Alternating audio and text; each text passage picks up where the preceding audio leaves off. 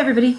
Okay, so we're going to move on to the female reproductive structures. Now, women, as I've said, are a lot more complex because women have 3 jobs. Men, 2 jobs: make sperm, deliver sperm. Women have to make eggs, and then they have to deliver the eggs to the site where they get fertilized. They have to then house and protect and take care of a baby for 9 months. So women are actually have a great deal more complexity that they have to deal with. All right, so we're going to start again with the gonads. In the men, that was the testes. Now we're going to look at the ovaries. And ovaries, of course, make eggs. And the process that's used to make eggs, just like the process used to make sperm, both cut the chromosome number in half, is meiosis. So we have the ovary that produces eggs by meiosis.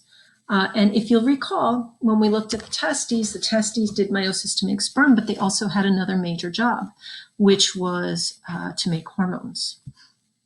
So in women, those hormones are estrogen and progesterone. In men, it was testosterone. Women, it's estrogen and progesterone.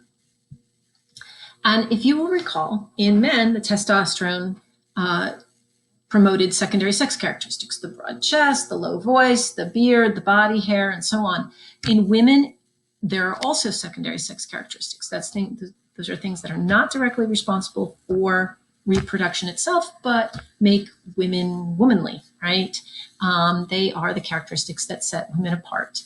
And they include fat on the hips and the breasts, some body hair, and in fact, a lower voice. Now, while men's voices get very deep, our voices do get deeper. And all you have to do is compare my voice to that of a kindergartner. So even women's voices get deeper, but not by as much. The other thing that, if you recall, that testosterone controlled besides secondary sex characteristics was the production of sperm. Same is true here. The estrogen and progesterone control secondary sex characteristics, but they also control all of reproduction, which includes the menstrual cycle. That includes the making of the eggs. Okay, so we need to talk about the menstrual cycle. This is complicated. The menstrual cycle is not straightforward. If we take a look, there's really officially, the stereotypical woman has a 28-day cycle. That is from days 1 through 28. So day 1 could be April 1st, and day 28 could be April 28th. That's about the cycle. And then on April 29th, she would begin her cycle over. So this 28-day cycle is one in which she makes an egg each month. Remember, we said that an egg is made each month. It's also when the uterus fills with blood and then empties of blood. Now, why do women put blood into their uterus and then release that blood every single month? It seems kind of crazy. Well, it's absolutely essential for internal development. Remember, having your baby inside of you, developing inside of you, is an extremely good adaptation. It allows the baby to be protected. If a predator comes, you can get up and run away with your baby. Chicken has to leave her eggs and go. She can save her life, but the snake is going to eat those eggs. And so internal development, the baby growing inside, is extremely important. That takes a lot of energy. And it means creating a home inside the uterus. To be a good home for an egg to develop, or fertilized egg, a zygote, to develop into a baby, you have to have a lining a uterine lining of fresh blood. The problem is that it takes a little while to build up that blood. So each month, she puts blood in there just in case there's a baby. If there's a baby, the baby can implant in the uterus and grow there. But if there's no baby, then the uterus has to release all of that blood and refill it, because a month later, that blood will be too old. So that's right. Women fill their uterus with blood just in case there's a baby each and every month, and then get rid of it if there is none, and then do it again the next month. And we do that from the time of puberty, somewhere around age 13, 14, up until menopause, somewhere around age 50. That's a huge commitment to having internal fertilization, or excuse me, internal development, which is so helpful for the survival of our offspring that it's worth it. So let's look at how that cycle plays out for women. So we're going to have days 1 through 4 is menstruation. So let's say this is April 1st, right here, from April 1st until April 4th. She is going to lose all the blood out of the uterus. That's when she has her period. Okay, that's when she bleeds, and the blood leaves the uterus and goes out of the vagina. It goes through the cervix and out. That happens for the first 4 days in the typical woman. Okay, now we're all different, but for the moment, we're just going to talk about the typical woman. So from April 1st, she starts bleeding on April 1st. On April 4th, she will stop. So that's the lining of the uterus being released through the vagina. Then she'll stop. At day 14, that is exactly 14 days after she started bleeding, is ovulation. That's when the egg is released. So right there on April 14th, she can expect her ovary to release an egg into the oviduct. That's ovulation.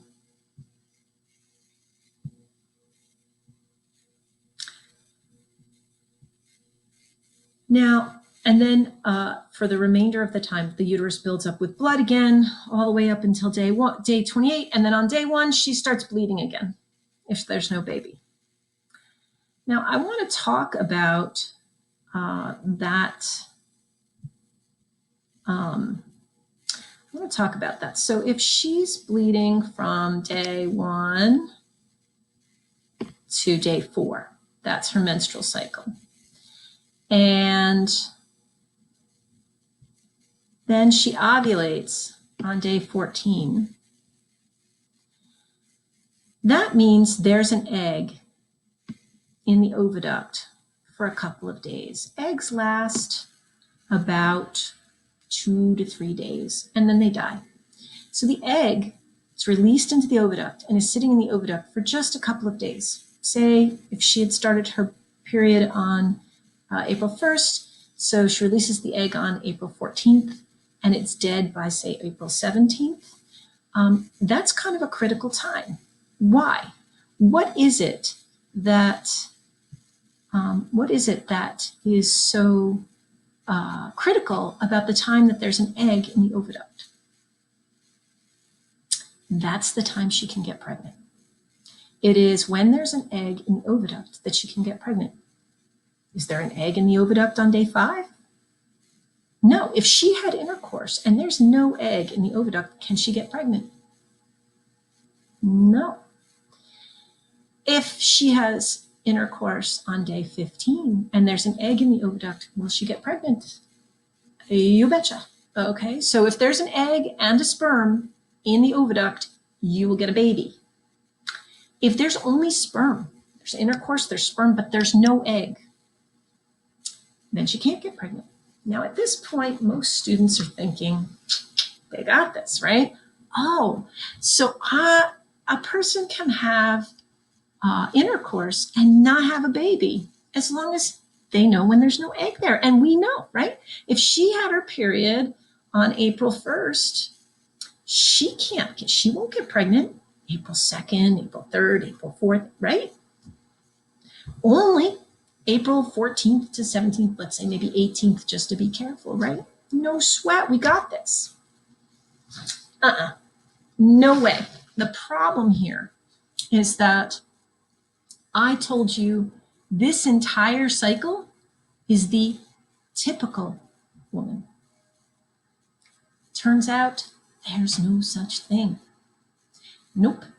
We are all different. If you look around, you've got tall people, you've got short people, you've got people who have darker skin, lighter skin, you have people who can run faster and people that can't run as fast. Like, there's a lot of differences among us. People who have bigger noses and smaller noses, right? Well, it turns out women aren't all the same either. We have different length cycles. And so The stereotypical textbook woman bleeds from day 1 to day 4 and ovulates on day 14. But no one is that woman. So some women will have their period from day 1 all the way up until day 7. And they'll ovulate on day 8. And then maybe even again on day 15. And there's no way to know when she's ovulating. And so the problem here is that while it is absolutely true, you cannot get pregnant if there is no egg there. If there's no egg, you will not have a baby. That's true. You never know when there's an egg there. So we have to have sperm in the egg to have fertilization. That is in the textbook woman between days 14 and 17. But in reality, we don't know when that egg is there. We should assume there's always an egg there, because if there's intercourse, there will definitely be sperm, we'll have fertilization, and you will get a baby. And so that is the story on fertilization and the menstrual cycle.